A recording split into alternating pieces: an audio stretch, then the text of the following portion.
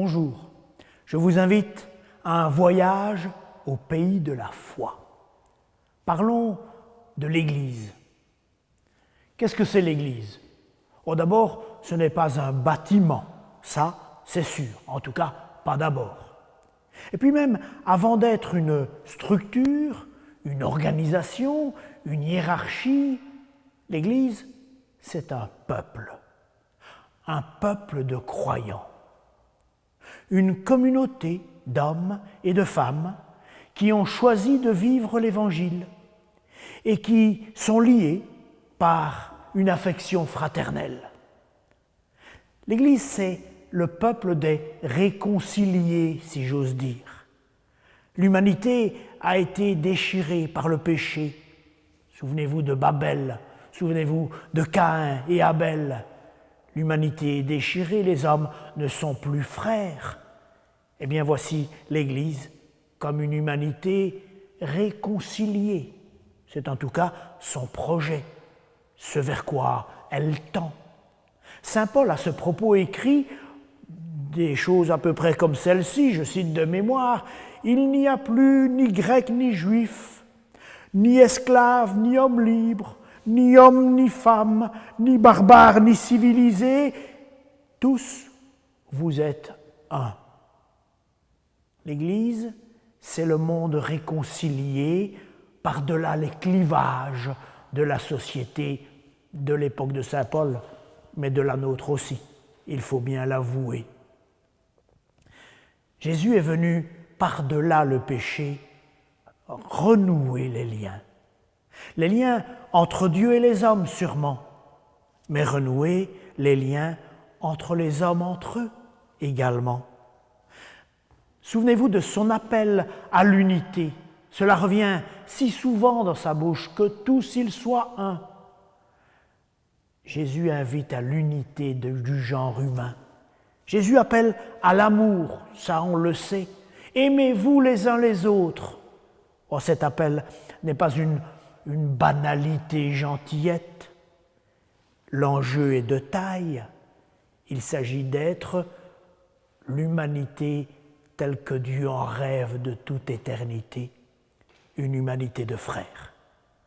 Par-delà le péché qui disperse et divise. Regardez par exemple le groupe des 12 que Jésus rassemble. Le groupe des 12, c'est un fameux microcosme, il y a de tout. Eh bien, le groupe des 12, c'est aussi la parabole de l'unité.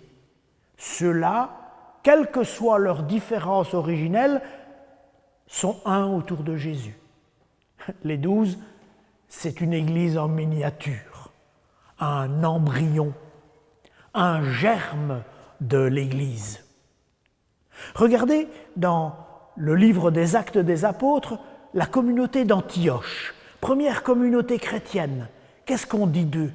On les pointe du doigt, pas pour ce qu'ils font de mal, on les pointe du doigt en disant « Oh, regardez comme ils s'aiment !»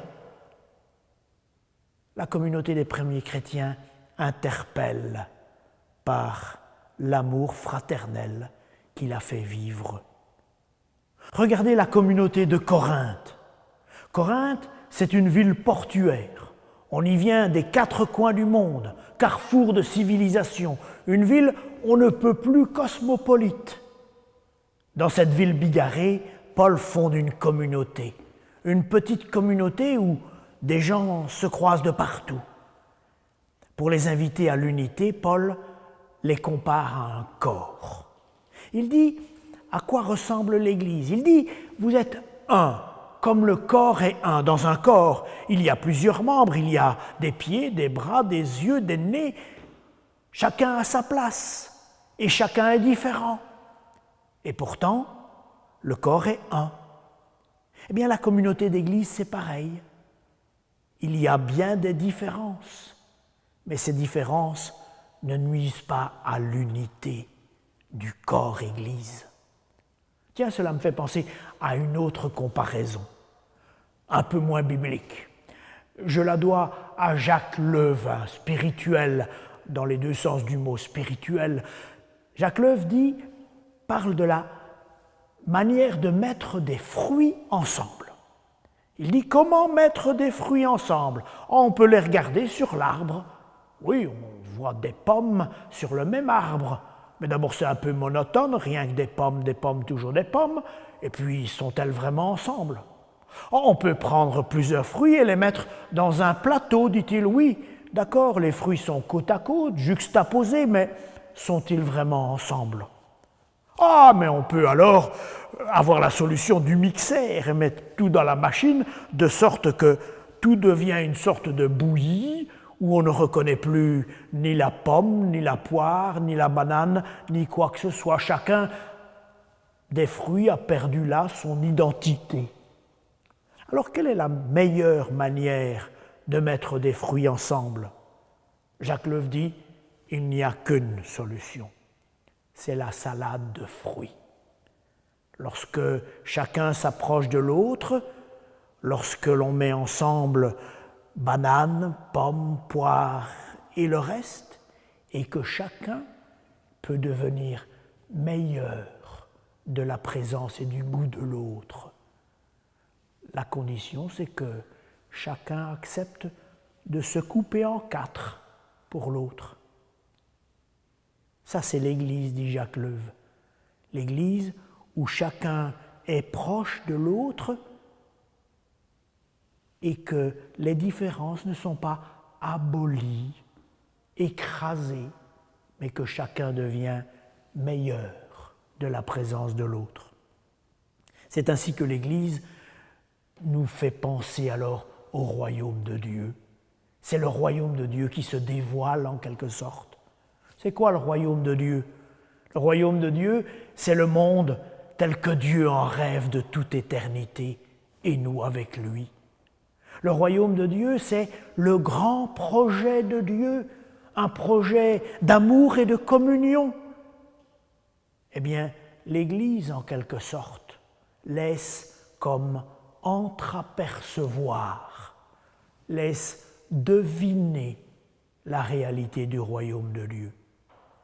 Oh, bien sûr, elle n'est pas un bon reflet de ce royaume, elle n'est qu'un pâle reflet à améliorer, à travailler, à peaufiner. Mais l'Église, c'est un peu du royaume de Dieu que nous pouvons voir dans l'unité des frères.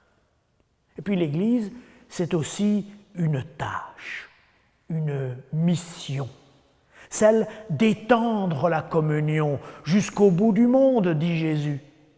Parce que c'est bien de Jésus dont il s'agit. C'est lui qui confie cette tâche lorsque il quitte la vue de ses apôtres. Il leur confie la mission de perpétuer son action, de prolonger dans le temps, de diffuser dans l'espace ce que Jésus a dit, ce que Jésus a fait. En quelque sorte, l'Église, à commencer par les apôtres, prennent le relais de la mission de Jésus. C'est à vous désormais, semble dire Jésus, à vous de jouer la mission d'annoncer le Dieu d'amour, la mission de réconcilier les hommes en unité. Voilà pourquoi l'Église ne peut pas se contenter de planer au-dessus des réalités humaines. Voilà pourquoi l'Église ne peut se contenter d'un repli frileux dans sa sacristie. Voilà pourquoi l'Église doit être présente, active dans les grands chantiers du monde, dans les grands défis de notre humanité aujourd'hui. Le Concile Vatican II dit de l'Église qu'elle se doit d'être solidaire du genre humain. Voilà pourquoi les chrétiens se doivent d'être engagés dans la vie du monde, dans toutes les sphères de la vie du monde, dans l'économie, dans le politique, dans le scientifique, dans l'écologique, dans le culturel. Tout ce qui fait la vie des hommes fait partie des préoccupations des chrétiens, pour qu'ils y apportent leur voix et leur touche et leur couleur d'évangile. Jésus utilise deux images pour parler de cela. Il dit, vous êtes le sel de la terre. Le sel, c'est ce qui donne goût. Et il n'en faut pas beaucoup pour donner le goût à toute la soupe.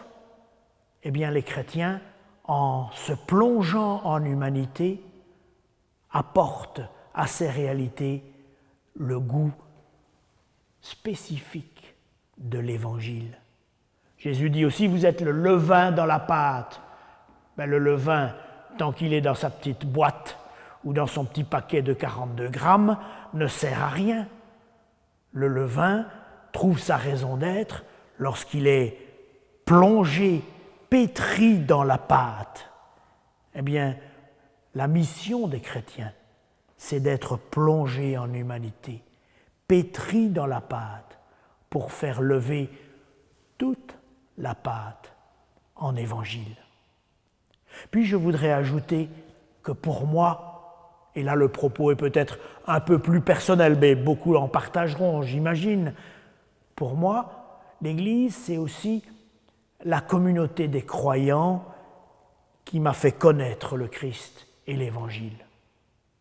Je ne serais pas chrétien si on ne m'en avait pas parlé, si je n'avais pas dans ma vie croisé telle maman catéchiste, tel prêtre, mes parents, tel aumônier, tous ces gens qui m'ont appris à connaître le Christ et à l'aimer.